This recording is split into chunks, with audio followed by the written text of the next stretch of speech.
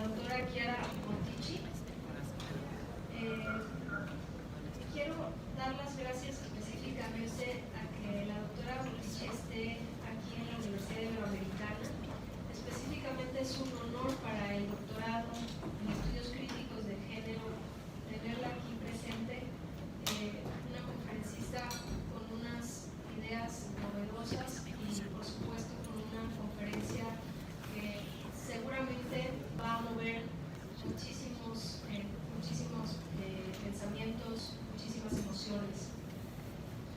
La doctora Boticci es doctora en filosofía por el Instituto Universitario Europeo de Florencia, Italia. Fue docente de la Universidad de Frankfurt y ha escrito sobre el feminismo, el anarquismo, la biopolítica, la filosofía social y la política contemporánea. Entre sus publicaciones más recientes se encuentran Per 3 miti, Force 4, de 2016, Imaginal Politics, Images Beyond the Imagination and Beyond the Imaginary, de 2014, e Imaging Europe, Myth, Memory and Identity, coescrito con Benoit Chaland en 2013. Coeditó el volumen Feminism, Capitalism and Critic Essays in Honor of Nancy Fraser en 2017 con Banu Bardou y el libro The Anarchist Turn de 2013 con Jacob Blumenfeld and Simon Critchley. Entre sus líneas de investigación están la filosofía moderna, el feminismo, el psicoanálisis, la estética y los estudios postcoloniales. Actualmente es activista y profesora asociada de filosofía en la New School for Social Research de Nueva York, en donde imparte asignaturas como género y dominación y filosofía y literatura. Bienvenida, doctora. Thank you very much.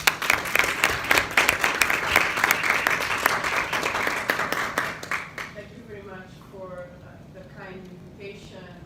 It's really an honor to be here, and in particular to bring whatever contribution I can to the beginning of this new great program in critical gender studies, which, as I will try to also argue in my conference, I think is more important and timely than ever before.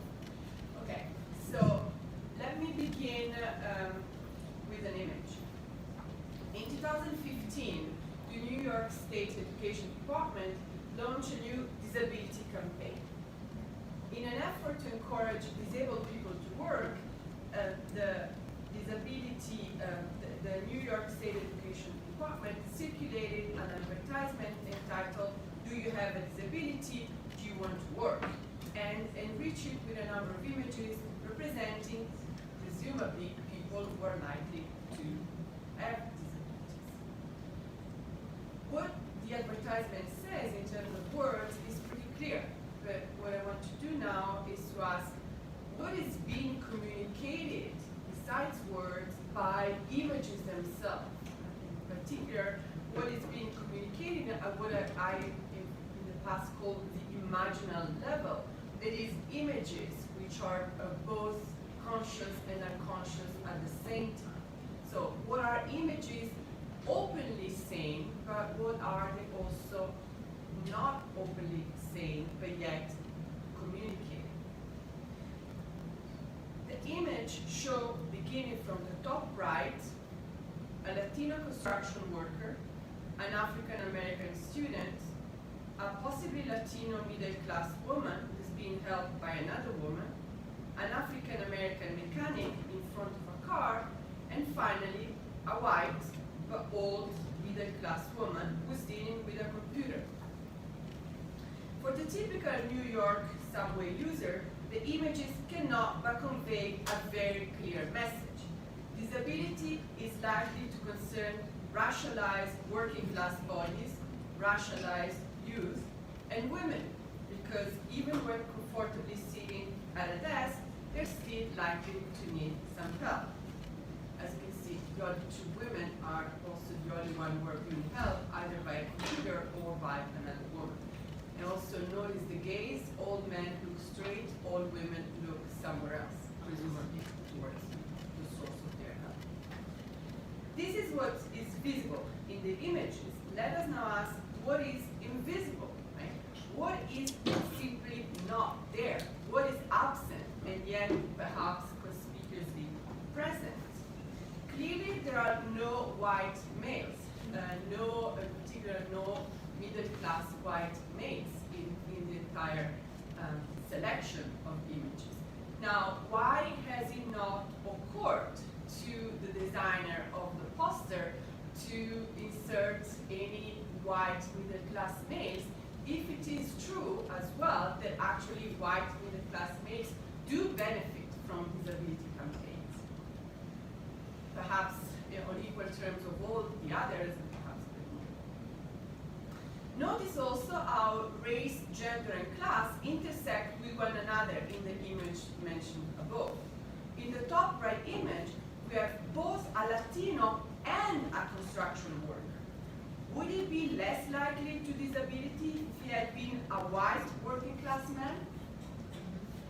The young schoolboy is clearly an African American. Are white youth immune from disability? Last but not least, the only possible white and middle class people are both women. And significantly, both, as I said, are being helped. So are white middle-class men really immune from disability and from the need for help?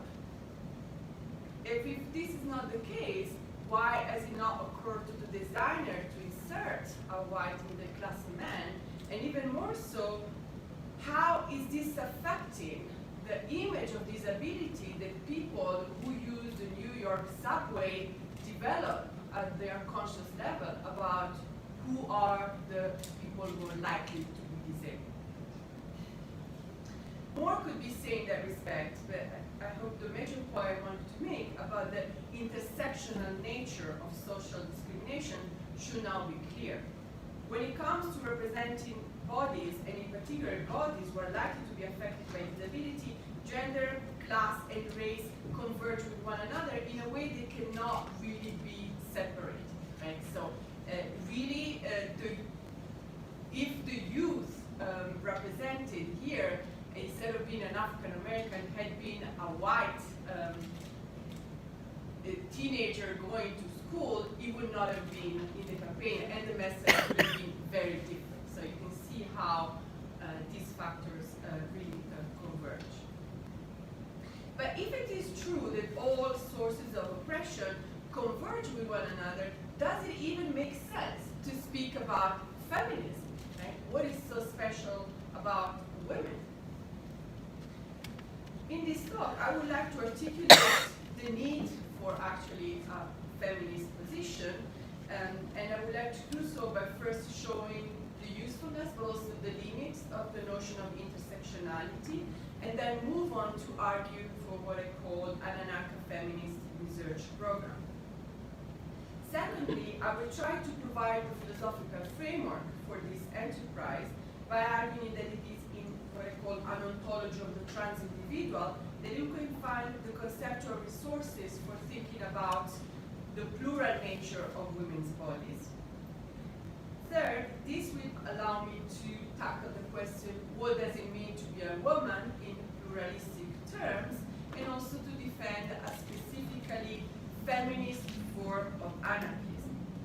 In conclusion, I will go back to the anarcha feminist tradition of the past and show why I think it's so timely today and why I think is our best possible ally in the pursuit of a critical theory of society. Okay, so first step, intersectionality. There is now a great deal of detailed empirical work showing how different forms of oppression reinforce and sustain one another. At least since the 70s, when feminists started to investigate the way in which the mononuclear family coalesced with other institutions such as schools and factories, the idea of an intersectional model started to emerge. The main side behind this keyword is that if we want to understand how the oppression of women work, we cannot limit ourselves to one single factor, be it gender or race, but we need to investigate the way in which a plurality of such factors converge in order to reproduce the idea of the inferiority of women. To put it bluntly, oppression in general, and the oppression of women in particular, is plural because the world is plural. So we need research programs such as that of intersectionality, which are able to capture this plurality. It is in the attempt to render such plurality that publication titles have started to grow.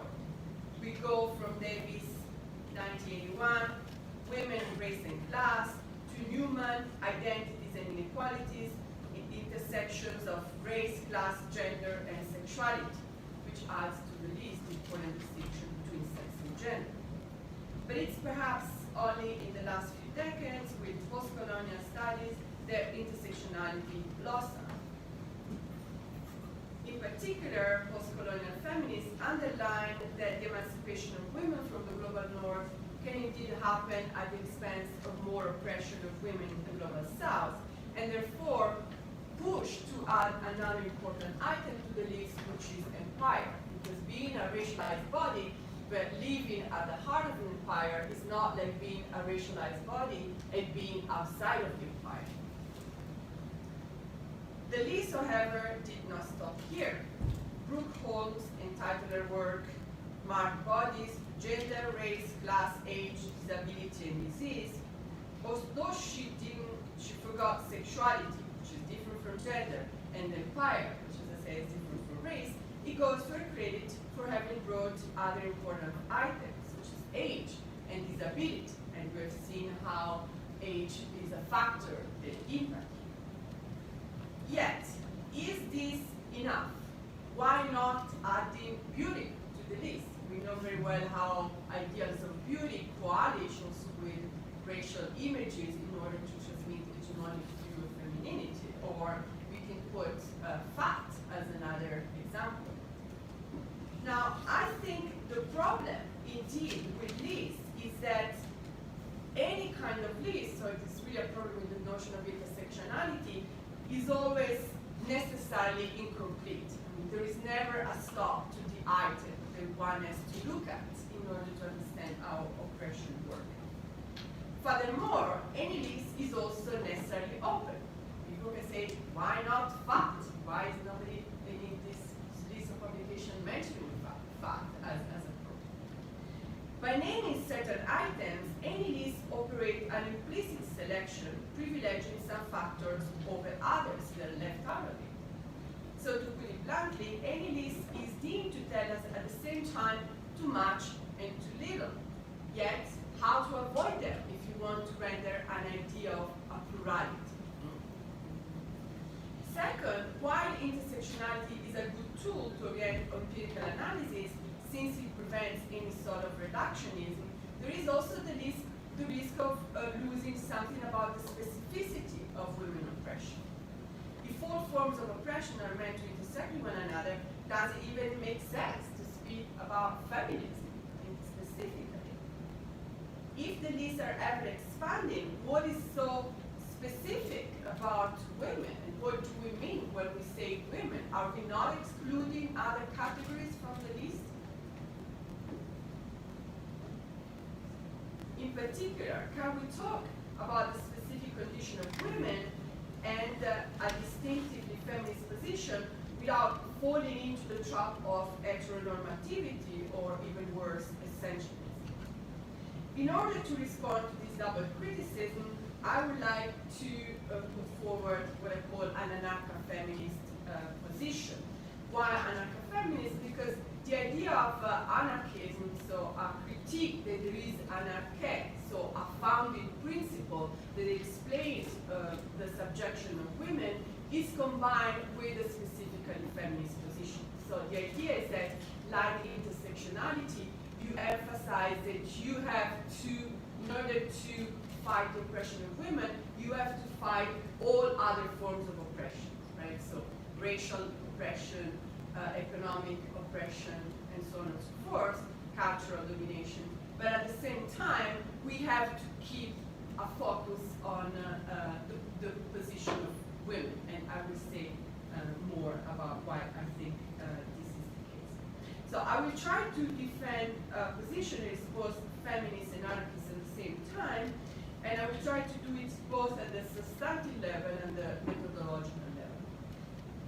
At the substantive level, defending an anarcho-feminist position means arguing that there is no arche, right? It doesn't mean that there is no rule, it doesn't mean that there is pure chaos, it simply means that there is no arche, meaning first principle for the subjugation of women. But at the same time, I think we should also not lose, because some anarchists would argue, why do you want to be a feminist? If you're an anarchist, you're already against all form of domination, so by definition you're an anarchist. Besides the fact that a lot of anarchists are not feminists, and that although I think there's a tension, theoretical tension between an anarchist and a misogynist, but there are a lot of anarchists who are misogynists, so that's why we have to keep the two concepts really together. Also, I think that although it's important to question binary, and we have had queer theory which has been doing that in a really great way, I think it's also important, particularly in our condition, to keep a notion of womanhood, because there are bodies who are discriminated because they're perceived as women. And there's even a way, for instance, in artistic milieux, where if you're a queer person, you're paid much more than if you are a woman. Like if you're a woman, cisgender artist, you're the bottom of the scale, and you're not even so I really, part of this project is really trying to vindicate both the anarchist side, but also the feminist one. Like, there are bodies who are perceived as women bodies, but and precisely on that basis as our object of discrimination. Now, the point is, we have to keep this notion of woman, but at the same time, through developing and understanding what it means to be a woman, it doesn't imply father hierarchies, right?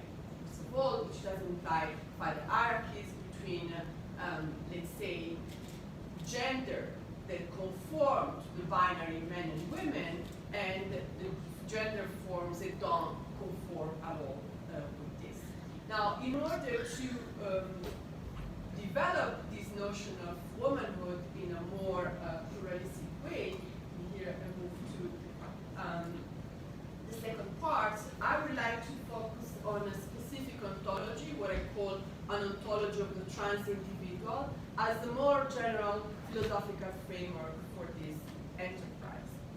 Now, I don't know many of you have had a chance to read the Spanish translation of the paper.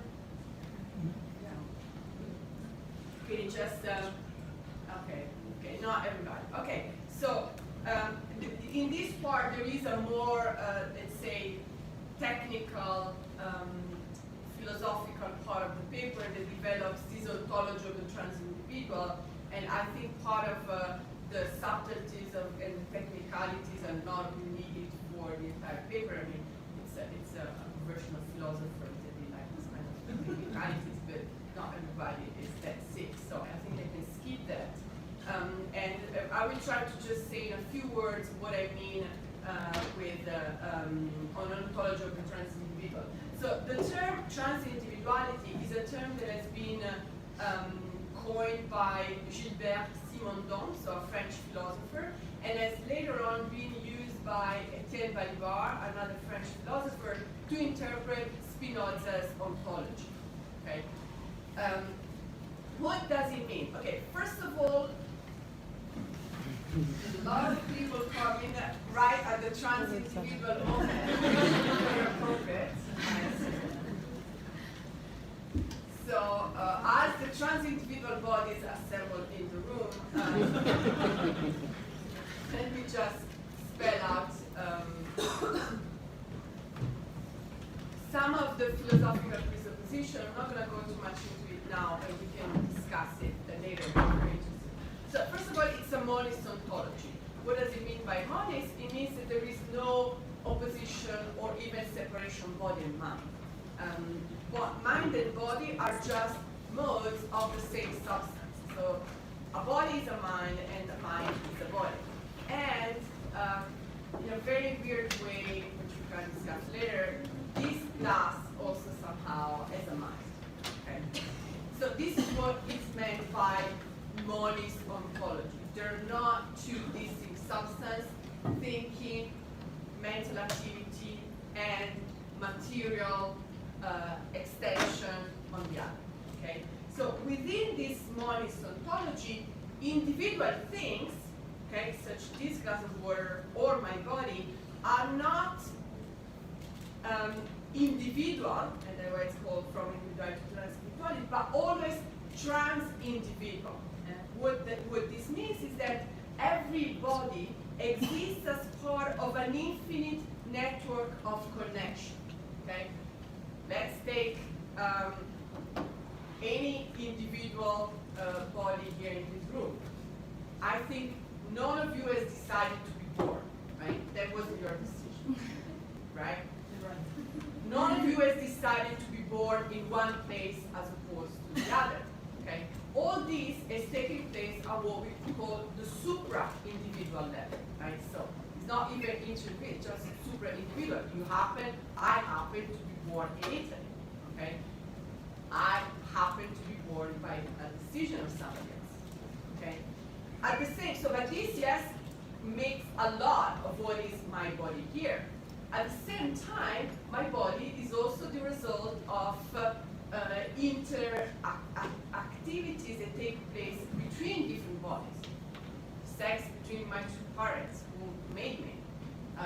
The interactions that I have constantly with my students, or even interactions I'm having here with you now. This is what we call the inter-individual level. Like we are talking, we're having a discussion, and literally within this ontology, after this lecture and the Q&A that will follow, neither of us will be the same person again. Literally, this is the case. In the same way, the bodies, they also, let's say, make up our body at the infra-individual level are also constitutive of what we are. This glass of water, or the liquids that traverse our body, we drink it, or the food that we eat, literally, within this ontology, makes our part of our body.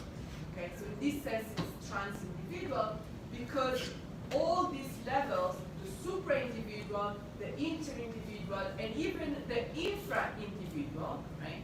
It's a weird terminology, but let's say my lungs, which bring molecules of air, right, are an individual body inside my body, but they're also a body that connects me with the plants all around me, because without the oxygen that they produce, I wouldn't be breathing, right? So this is what it means by trans-individuality.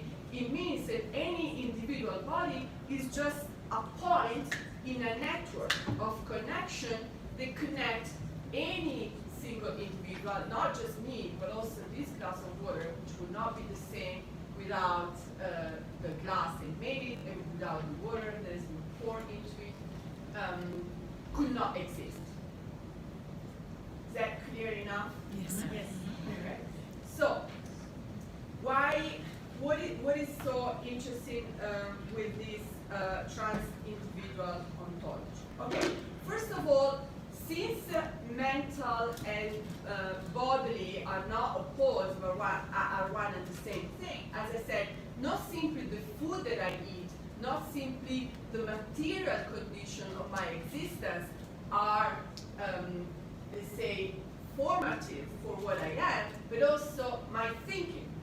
Also the images that we see, the images that I see in the New York subway, the disability campaign, the discourse that we are having now, all of this becomes particularly important in the creation of anybody's trans-individuality.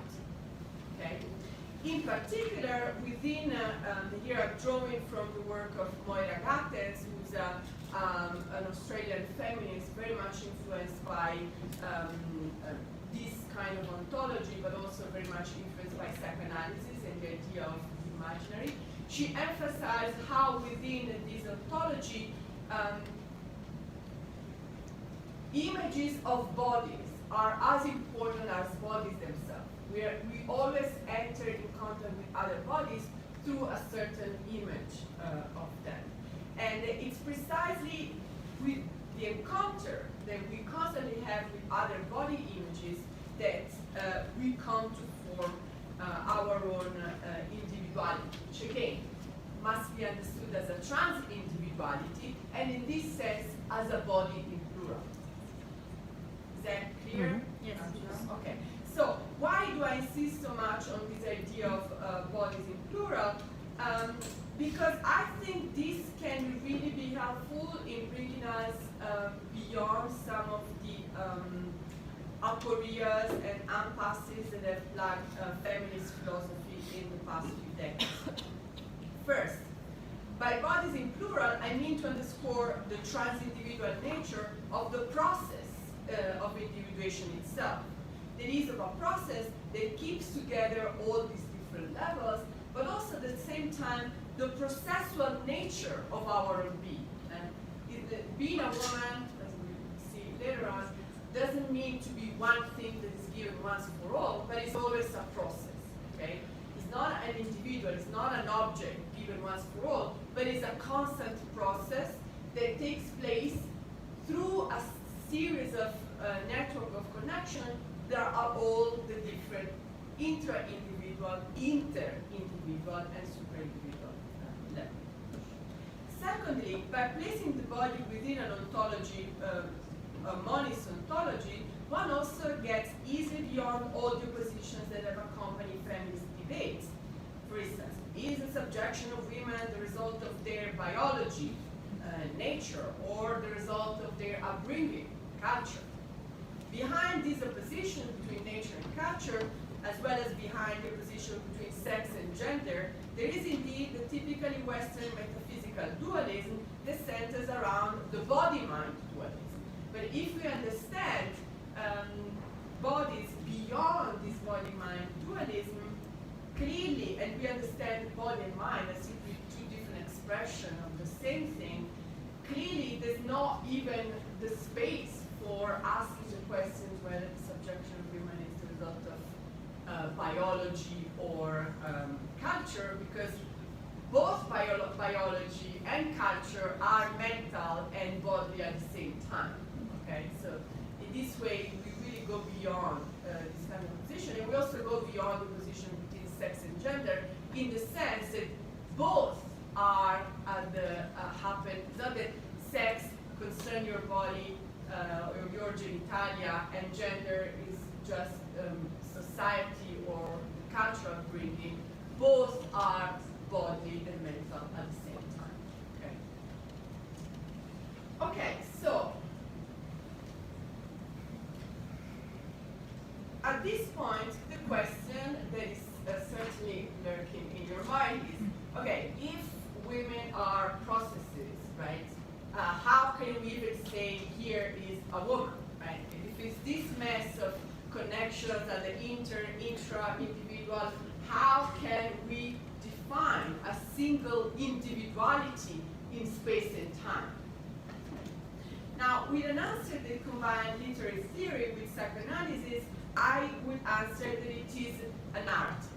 Right? The way in which we can keep together all of these interconnections is through a story. Now, a story, as all of you literary theories very well known, is itself not a single object that is given once for all, but is itself a process always of storytelling, right? So the story that we can say about, for instance, I can say about myself as being a woman includes both the stories that have been told by other people about what it means to be a woman, the stories that are conveyed in icons, such as those that we have seen before, but also the stories that I want to tell myself about myself, and also the stories that maybe I don't want to tell myself about myself, but I'm constantly exposed to. Okay? Now, notice here how within this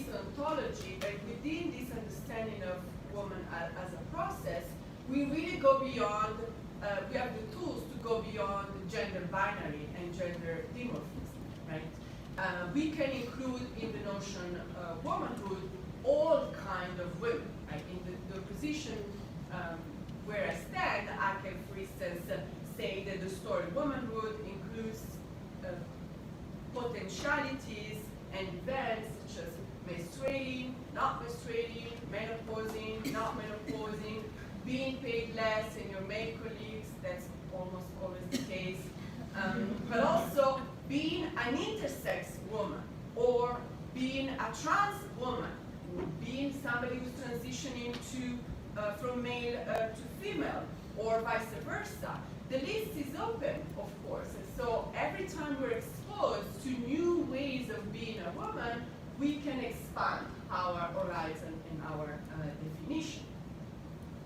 But at the same time, here comes the psychoanalytic side of my research, it's not easy to accept other understanding of woman, because they tend to challenge what we have inherited from our culture, which tends to privilege gender binaries, first of all, and tends to privilege heterosexuality, and therefore reproduction as what defines gender in terms of the binary. Whenever you privilege the binary, it's because you privilege heterosexual sex being predicated upon basically the production of babies.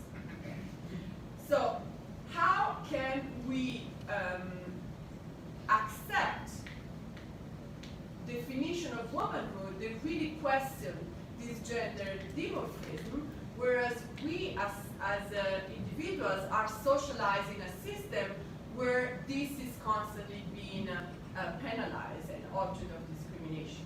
Here I think that artistic practices can be particularly helpful, because what they do is that together with the critique, the rational critique, they are also usually able to add elements that we could call affective, right? There is an affective surplus in artistic practices that pushes us to question, not necessarily at the conscious, but also at the unconscious level, our inherited gender norms.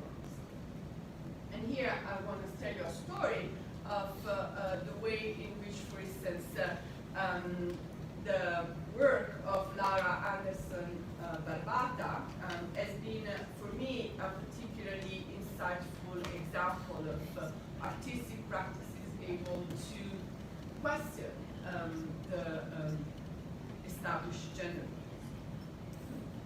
Okay, so how many of you are familiar with the work of Laura Anderson Barbata?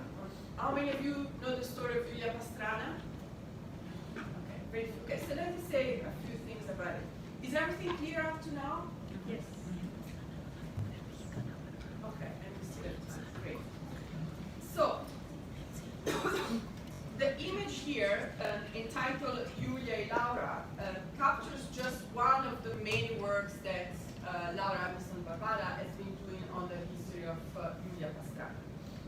What you see in this picture is a woman artist, the canvas on her back suggests the art, who's projecting herself as a mirror of another woman standing next to a statue and having a black beard. The two women have similar purple dresses, the same sort of pose, similar shoes and hairstyle, but one is wearing glasses and the other is having this thick, long beard. Interestingly enough, the woman artist without a beard is called Laura Anderson Barbata, which in Spanish, like in my own native language, is very close to barbuta, which literally means a bearded woman. Is this suggesting that the woman on the left of the image is the truth of the patterning of the woman on the right? Is the artist standing in front of the canvas the truth of the bearded woman on the left? Or is the break in the middle of the image suggesting a process of identification, but also disidentification between the two female figures, but also between the female figures and us, the owner. I would argue that it is both, and it is precisely by doing so that this image works as a means for interrogation and renegotiation of what it means to be a woman. Now, this is just one image. I'd like to focus on this, but Laura Armstrong Barbada has been doing a lot of work setting up both plays, installations that reenact the story of Giulia Pastrana. What is the story of Giulia Pastrana? So we know very little about the beginning of her life. We know that she was born in 1834 in a small village in the state of Sinaloa. We know that at some point she was living in the house of the governor of Sinaloa, where she was trained as a mezzo-soprano, where she was taught English and French. So she was trained in European arts. In 1854, so when she was 20 years old, she was sold to Mr. Francisco Sepulveda, who partnered with an American businessman, Theodore Lent, in order to showcase Giulia Pastrana in the United States. So she was sold as an image. The same year, Theodore Lent married the very Giulia Pastrana, and from then on, he became her manager and husband, and he started to showcase her not only in the United States, but all around the world with titles such as The Ugliest Woman in the World, The Non-Desperate, The Hirsute, The Ape Woman, The Female Hybrid. These are all titles from advertisements. You're seeing here only one of those advertisements. The Beer Woman, The Baboon Lady, The Monkey Woman, among others. Now, what is interesting is that she, like all the bearded women of the time, raised a huge interest. It was not just for artistic spectacles. She would give little spectacles, dancing and singing as a mezzo-soprano, so playing with the contrast between the beautiful voice, the trained voice, the worked out voice of the mezzo-soprano, and her body appearances that were presented as animal-like, right? So the monkey woman, the bear woman. So it's precisely because of putting together these two elements that she was also defined the non-desperate, right? So the monstrosity as such. And because of this, she was also object of scientific studies constantly. She was actually studied by Darwin. She was included in the cabinet of medical curiosity. You can see here an element how medicine and exhibitionism went actually together in a story. Exhibitionism, they didn't even stop after her death. She died after giving birth to a child who had the same condition. Here you can see their embalmed bodies. A Russian scientist bought the bodies from the husband, embalmed the body, but then Theodore Lent managed to get the bodies back when he realized that he could still make money by showcasing the embalmed bodies. So he kept going on shows with these two bodies until actually, and this is, I think is an interesting fact, he actually met another woman, a Russian woman who had a beard as well, and he forgot about Giulia Pastrana's story and went on doing with this other woman the same thing that he did with the first. So there's really a kind of perverse fascination and repulsion exerted by this kind of body, which I think for us is psychoanalytically very interesting. So it's not simply the refusal, but it's also the fascination for this body. Us, so much that her very husband, we can say, simply was using her, but not only, he also kept falling in love with women with the same condition, up to a point, the last news we have about it is that he went insane, and so he was found in a Russian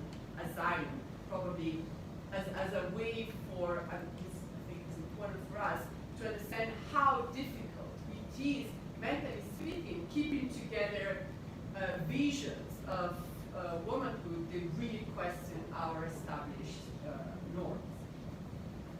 This guy, besides exploiting Julia Pastrana, also literally went crazy.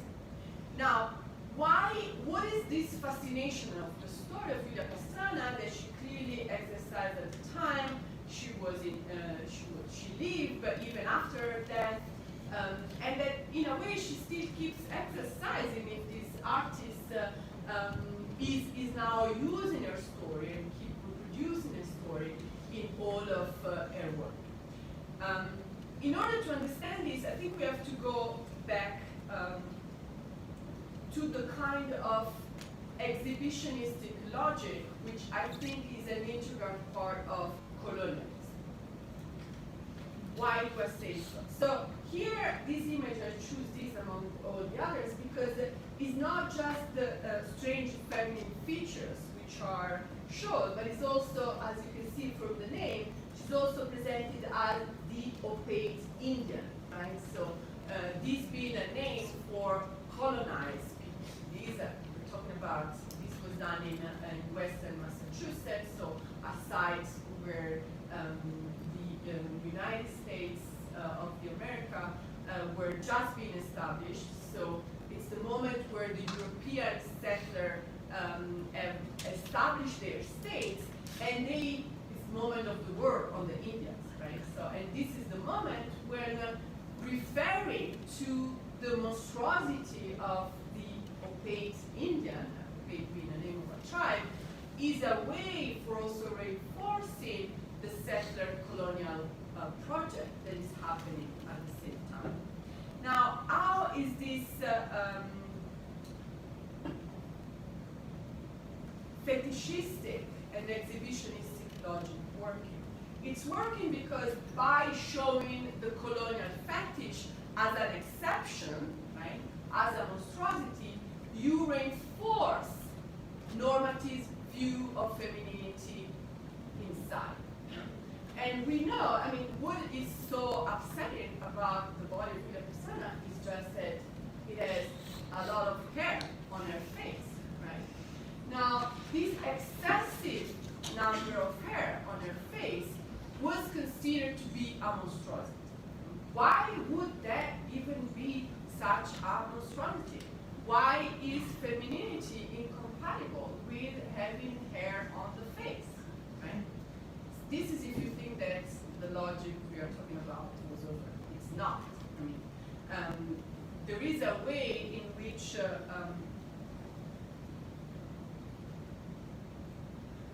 the displacement of body hair is indeed one of the crucial techniques for the production of gender roles. You know it very well across the spectrum. In particular, we may remember here that, as Paul Preciado notes in their amazing work, Test of Junkie, hirsutism as a clinical and mental condition, making normal women potential clients for normalizing cosmetic system, was invented at the time of colonialism. Right? Before the time, the number of bodies of hair on a woman's body was not considered to be a problem or something that would make one more or less feminine. But hirsutism as a medical condition was used both as an index of femininity, but also as an index of your racial belonging. So, for instance, for an Asian race, only a certain number of hair are emitted on the body. So if you are an Asian, belong to a Asian race, and you have, let's say, the same number of hair on your body of a Mexican race, then you're considered to be an anomaly, right? So you can see how, really this example shows how, the example of the hair, right, shows how gender and race and colonialism, right, so also the inheritance of colonialism, really coalesced inside of the same exhibitionistic and fetishistic logic. We're still there. Now, what is the work of Laura Anderson Barbata doing here? here, I think the work that it is doing is to enact what I call a counter-spectacle.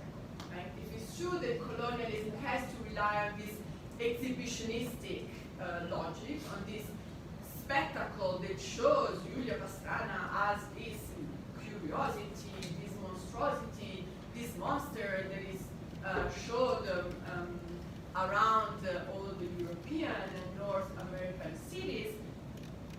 The work that we see embodied, I think, in this Mexican-born but living in New York artist is a counter-spectacle.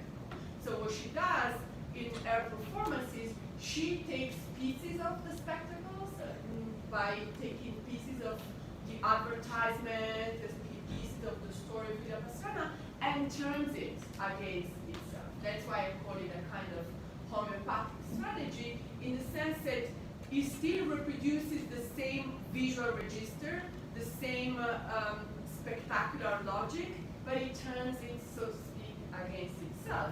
So much so that by seeing this image, you may either think about this,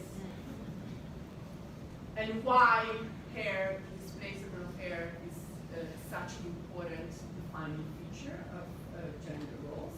Or you can think about the inheritance of colonialism, right? And the way in which the exhibition of this opaque Indian, these nomads, worked as a way to reinforce the settler colonial project. So why art?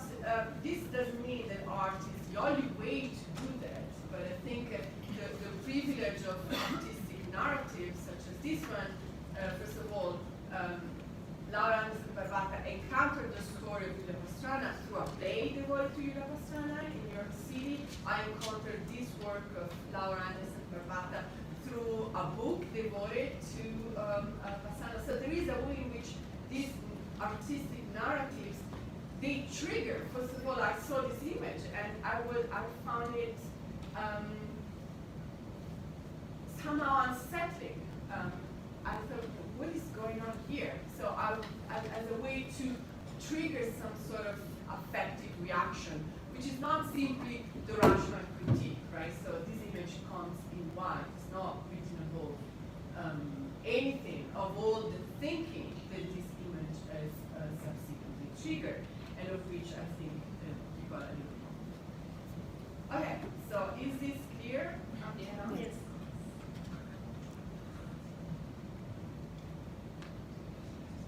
So I wanted to move here to the conclusions, which are also a bit longer than just very short conclusions. So be patient.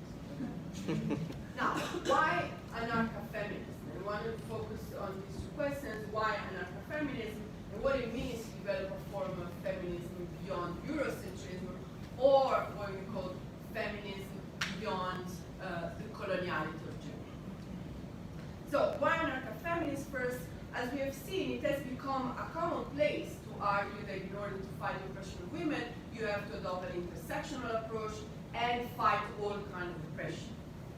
Yet, in all of this literature, there's hardly, with just one exception, any mention of the anarcha-feminist tradition of the past, which in itself, for me, is very strange. I mean, anarcha-feminists and feminists within the anarchist movement have been very important in all of the struggles for women's rights, certainly very much so in Latin America, but also in Italy, in all the countries where, let's say, industrialization was not highly developed. Anarchism was one of the most commonsensical reference points. It's only later that, for instance, Marxism and socialism became more hegemonic. First time that, let's say, the Communist Manifesto arrived, for instance, in Italy, they said, okay, great proletariats, factories, we don't know what they are. So, in a way, anarchism was able to speak to peasants, and in a way that Marxism, for instance, being entrenched in industrialism wasn't. Right? So why is this transition that, historically speaking, has been very important, never mentioned in feminist academic debates on intersectionality that are arguing exactly the same point? Okay? My contribution here, as I tried to say, is precisely to say we have to remedy this gap between intersectional feminism on one hand and anarcha-feminist, but we also have to do it in a way that doesn't create further hierarchies within the feminist movement. So besides historical accuracy, recovering this anarcha-feminist side as, in my view, the crucial function of enlarging feminist strategies precisely in a moment when, as a consequence of the increased circulation of capital and labor force, we are indeed in a situation where the emancipation of some women in the north can happen at the expense of further oppression of women in the global south. What do I mean by this? I mean phenomena very well known, like the care chain. So I mean the fact that in order for me to go and teach my fancy philosophy classes on gender and domination at the new school, I need to hire a nanny to look after my kids, and most of the time it's either Latino immigrants or an African American, right? So this is what I mean. Literally, we have to be careful because feminism, emancipation of some white privileged women means more oppression for other types of racialized and class-defined bodies. So in a times, indeed, where feminists risk being mere white privilege, I think that anarcha-feminism is more important than ever. I want to read you, for instance, a passage that at a time where I was in New York City and the whole debate was centered on Hillary Clinton as being, if we elect a woman president, this is going to solve our feminist problem. This was the debate. And at some point, after a heated discussion with a colleague about whether Hillary was going to was going to initiate a feminist revolution, I started to work on Chinese anarcha-feminists, and I read this very interesting work, unfortunately very unknown, by He Chen, who wrote a very important text called The Problems of Women Liberation, and read your quote. The majority of women are already oppressed by both the government and by men. The electoral system simply increases their oppression by introducing a third ruling group, elite women. If the oppression remains the same, the majority of women are still taken advantage of by the minority of women. When a few women in power dominate the majority of powerless women, an equal class differentiation is brought into existence among women. If the majority of women do not want to be controlled by men, why do they want to be controlled by women? Therefore, instead of competing with men for power, women should strive for overthrowing men's rule. Once men are stripped of their privilege, they will become the equal of women. There will be no submissive women, nor submissive men. This is the liberation of women. And notice here that liberation of women doesn't mean matriarchy, nor does it mean women taking the position that was once occupied by men, right? It means that there should be neither submissive women nor submissive men. The timeliness of this work, written in 1907, show how prophetic anarcha-feminist has been. And here also comes, I think, an answer to the question why anarcha-feminist, because I think it's the best antidote against the possibility that feminism becomes simply white privilege, or against the possibility that feminism becomes just an elite phenomenon. Indeed, in an epoch of when the election of a single woman as president is called the liberation for all women, or when women such as Ivanka Trump can claim the feminist battles of the past and present themselves as feminists because her fashion brand is called Women Who Work. Not that I doubt she has ever really worked, but anyway, this is how she claims feminist battle of the past. The fundamental message of anarcha-feminist is more pioneer than ever. Here, for instance, a quotation from Peggy Corniger from 1671 is from a moment in the feminist movement in the United States where the term anarca, feminist, like with the A, as emerged as a way to feminize the movement. Like, this is not anarcho-feminist, but anarcha-feminist. She wrote, feminism does not mean female corporate power or a woman president. It means no corporate power and no president. Right? Thereby meaning that it cannot be just a few women who manage to make it to the level of economic or political power and therefore keep ruling over the majority of women, but if feminism has to mean the liberation of women, it has to mean the liberation of all women, not just very few of them. And here also we come to the other part of my conclusions. What do we mean when we say all women? Okay, we have to mean all women around the globe. I mean, we live in a globalized time where you cannot limit your understanding of a feminist project, not just the project, but say the framework. Of course, any project can be local, can be very specific. Even just the work of a feminist artist in New York can be important for somebody. So you can work at all the different levels, but as a framework for thinking about feminism, and in particular anarcha-feminism, I think that anything less than the entire globe would be an unforgivable venturism. Why do I say so? Because the feminist movement has been indeed monopolized by very few countries. That's why I call it feminist beyond Eurocentrism. The books that you read in a feminist bookshelf are all produced, you can actually name them.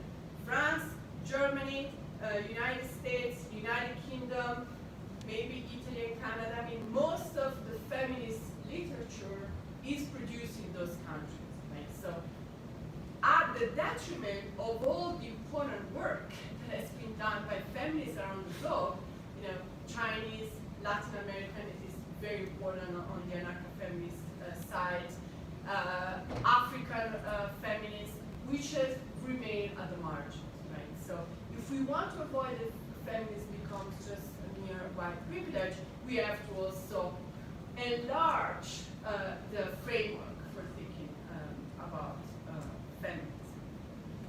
And in particular, we also have to keep in mind here the fact that the gender binary, right, the very notion of a woman, what it means to be a woman, the decision between woman and man, is a binary that has been transported to the entire globe via colonialism and capitalism. I mean, there are a lot of, for instance, native feminist studies. I'm more familiar with the US, but I'm sure there are the same also in Latin America, which shows how gender roles were much more flexible before the arrival of European settlers. We know, for instance, the Cherokee people had third gendering, so there was a way in which being a biologically male or female didn't determine your gender. There was a much more flexibility, so there was a third gender, but there was also a different system for categorizing gender. My favorite example is the Yuma people, a tribe that used to attribute gender on the basis of dreams. So if you were dreaming about weapons and hunting, you would become a man for all the purposes of social life. If you were dreaming about producing babies or agriculture, you would become a woman for all purposes. But notice how these categories that we use, men and women, are actually categories that we import most of the time to this different setting, like pre-colonial setting. in the field of African studies, Oyeronki, Oyo women, shows how, for instance, in the Oyo Yoruba culture, there was not even a term for saying male and female. In their native language, the main criteria for classifying bodies was not your physical appearances, right? Whether you have a penis or not, whether you have breast or whatever genitalia appeared on your body, but the way for structuring society was most of all age. And age was not even attributed on the basis of visual signs, but much more so on the basis of the oral transmission of knowledge. Right? So all this to say that anarcha-feminism as a tradition has inside of itself precisely this more global vocation. I think it's more inclusive, not always, but we can work towards a more inclusive understanding of feminism. So also one that is somehow beyond women, in the sense that we have to make a space for understanding of womanhood that even question the very idea of woman. To put in a slogan that began with the new global movement, another world is possible, we could say another woman is possible, but also because another woman is always already begun. We just have to be more open in our understanding, although this is not easy, but there are tools for thinking about these issues that goes really beyond Eurocentrism, but I think also beyond what we have inherited.